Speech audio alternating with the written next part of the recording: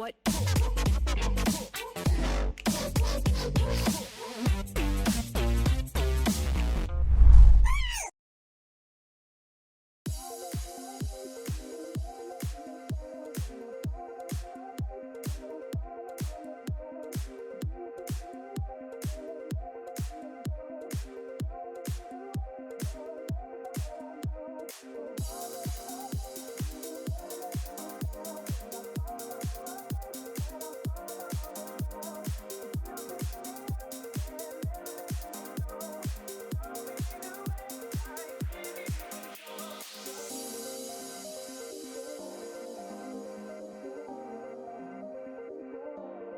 Really aware. Thinks QV's just playing a little scared. Yep, and we'll see whether he has anything leveled up. Only level 1, so has to flash very early in this one. Not going to be able to find the kills. Underneath the turret will trade 1 for 1, but he kills his buffs, and Faker has teleport. I don't know whether that was worth it. I don't know, Atlas. I mean, okay, so I'm sorry. That's just so disappointing because Faker can still kill QV, like just because he's Pantheon, and it looks like he died by any means. But now this opens up Haru to so much susceptibility. LM with double buffs. Haru does not have any. The mark on Haru as well. Yeah, it is going to be secured by Haru, so LM with a level advantage though. QV moving on down. Tempt is going to be here as well. 3 members. LM forced to flash Faker a little bit late on the rotation. LM also got a little too greedy. But in the beginning here, really what comes down is QV misses his E, right? The second turn is he doesn't get the knockup, and they draw the flash out. I think at this point, Haru could have just been happy looking for a second gank, or maybe, you know, standing by in case LM shows up, goes in, and dies, and now we see LM actually just saying, all right, well, I'll be overly aggressive as well. I'll lose my buff so we're on even ground.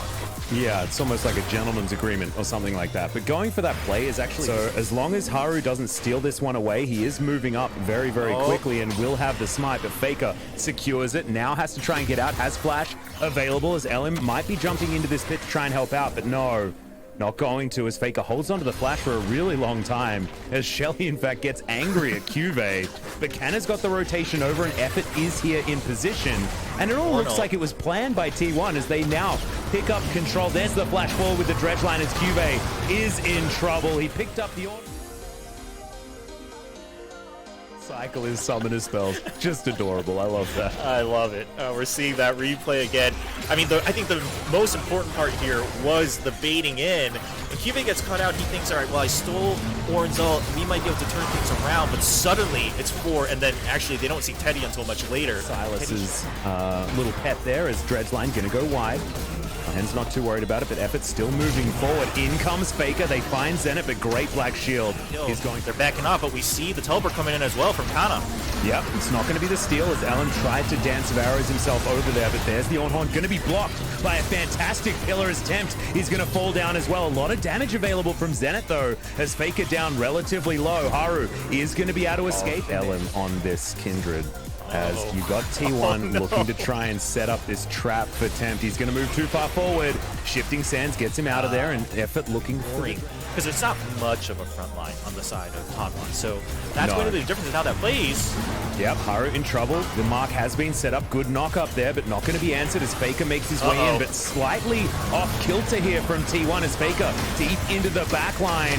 Does have a lot of that damage mitigation. Will be doing a lot here as Zenit goes down low, but no, not going to be able to get that one done as Lahens. However, because of that, Faker was able to continue to move about and maneuver around, so he's not taking that much damage. As we see it come out here again, they tried to have a good start. Faker comes in perhaps a little bit too late, or maybe a little too early. And now look at this. Faker's just blocking out everything. They don't have any further CC. Can't lock him down. His back's to the wall, which is where he wants to be in that situation. Zenit not able to get stunned by any of the abilities of Faker, and Zenit able to get the damage back in order to mitigate that one. Great petrifying gaze here from Teddy though, as Lahens is in trouble. Has himself the black shield, but he's been lit on fire. As now Haru deep into the backline, actually very tanky with that subjugation up. But now Kanna moves himself over to the rest of his teammates. But look at this Azir damage, really tearing through T1 right now, and Effort has no way to get back into this fight. There's the Emperor's Divide onto 2 members, but LM gets back onto his Lamb's Respite, and the Azir is punished for his aggression. T1 turning it all around on its head on the back of a beautiful ultimate out of this Kindred. But Aphelios is still a champion, able to pick up the first kill there as Canna in trouble. This guy loves living on about 100 health, but no, not going to survive this time around. And Hanwha do have more in the tank. T1 played that so well, and then, like you said, they kind of forgot that Zenit was around, I think, because Zenit was still at full health, just sitting on the back line. Now, the Strand's not going down as quickly as Hanwha would really like. They also don't have their smite. Teddy, this is aggressive. Not actually able to get that one done, and QV had the Kingslayer available. Faker thinking about going in as well, but they didn't coordinate their attack. There is no smite here available on this Drake, down to 5 health. And now Faker is definitely going to go down as in their previous matches. Normally it is so coordinated and controlled, but this was haphazard at best. Yeah, I mean, like you said during that play, obviously Teddy starts that fight out very well with a good ultimate hiding in that brush. But now you see that while we said there wasn't as much of a front line, Hanwha was able to try to push through with Haru up front. But watch here, T1 looks like they should just all die as Aphelios starts to chase through, and we see the ultimate coming up with Azir, and there's the Kindred ultimate, keeping all of them alive, kind of not able to turn things around entirely with his ultimate, isn't able to get back in position, but they still pick up the kill. This is where they should have backed out. I think they just completely blanked for a second on what this Aphelios could potentially do, and with the Black Shield still available, Zenit's just not afraid of anything as that Black Shield comes off cooldown. And once again, Teddy tries to come in, just doesn't understand that he's not going to stand up for the power without any other crowd control available. And Faker as well, I think Faker realizes in the last moment that, okay, with the Black Shield there, maybe have a look for that ultimate, have a look for that Ornhorn to see whether it can turn the tides of this team fight. QV's going to have one as well, as there's all of the Reds running forward. Tempt is going to get knocked up as the Sun Turret is going to fall down. Moonlight Vigil is massive though, but the Drake is taken by the Ornn. Triple knockup there at the same time as Teddy finds the backline with the Petrifying Gaze, but it's a gigantic Emperor's Divide, and Hanwha Life looks to have routed this team fight. They're not going to be able to pick up the Dragon Soul, but damn, they'll get the ace. And this is going to be from Azir in that mid lane.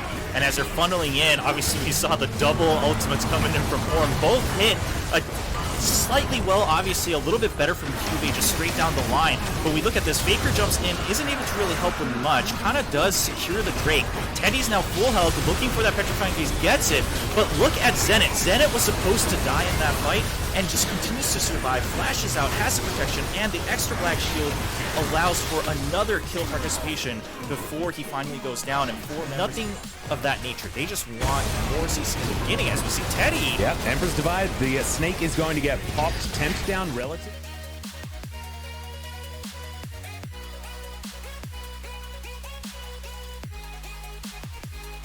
But it may actually work out in their favor if T1 has to funnel through that entrance. Well, you can see T1 actually trying to get a flank here as Canna at full health. And we're waiting for a man drop. In goes the Horn as Zenit. The Black Shield is now down. Emperor's Divide used very defensively, but Haru is gigantic. The Stone Plate as well as the Subjugation, and Teddy now has to have the ultimate utilized by LM, but QV dives in on top of him and will secure that kill. It is answered back as now LM trying to dance over, looks for Lehens, but he's unable to do so. And Facus and Effort survive with Canna there as well, but the base is not going to be so lucky, as even the Sun Turret is being annoying on their way out, as Faker looking for an opportunity, but he's just going to fall Fat Flash over the wall, does what Deft wasn't able to do yesterday, but is still able to escape for the moment. But Zenit is going to stop him. He uses him as a taxi, but Faker will still fall down. And now Effort underneath this turret. There are too many super creeps in Hanwha Life. They've done it again. They've pushed T1 to 3 games, and now we'll have